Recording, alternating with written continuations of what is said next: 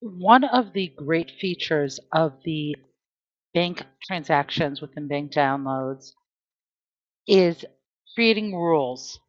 The advantage of creating rules is so when QuickBooks sees a transaction that has something in the memo, usually the vendor or the type, it will go and say, hey, I see that you always post this transaction to this account. Would you like to do it again? So it makes adding the transactions much easier. There's two ways to create the rules. One is to create them in advance, and the other is on the fly when you are accepting the transactions. So as a reminder, to get to the bank transactions, you go on the left, transactions and bank transactions. And then you can click on rules. And we do have some rules set up, but I'm going to create a new rule that's called Amazon. And I'm going to say anytime there's money out from any of the bank, that would be bank or credit card accounts. So we're selecting both that are in the system.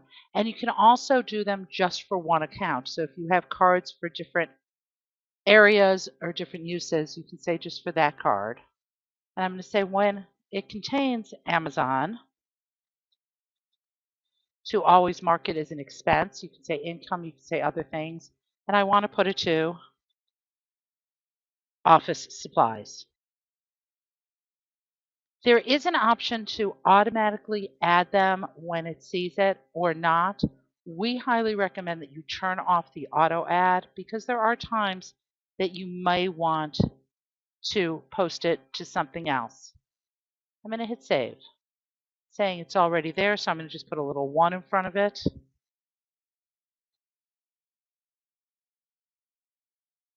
And then I'm going to go back to my bank transactions. And as we scroll through on the bank account,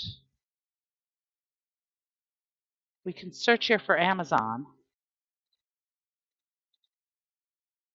and see all these transactions were here for Amazon. They are suggesting that we put them to office supplies. The other way I could have found them is if I go backwards by date. I'm looking right here. And I see that's a rule, and I would just hit add. And I see that we've also set up a rule for Bullfinch Group that when we see it, we're going to put it to rent. I'm just going to add it. Another Amazon, that's correct, I'll add. Now we see Comcast and Staples, and we know that those are vendors that we use very often. So I want to create a rule for it. The first thing I'm going to do is put in what it's for. I'm going to put it to telephone. If we were using locations or classes, you can put that in here also. And instead of just adding it, I'm going to say create a rule. And I'm going to call it Comcast.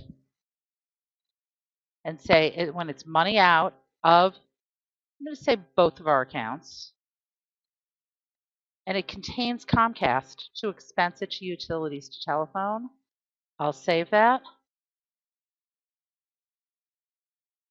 And we see right now that Comcast is there. So that's how you create rules in QuickBooks, online, in the bank transactions. Once again, I'm Lori Swartz from Siegel Solutions.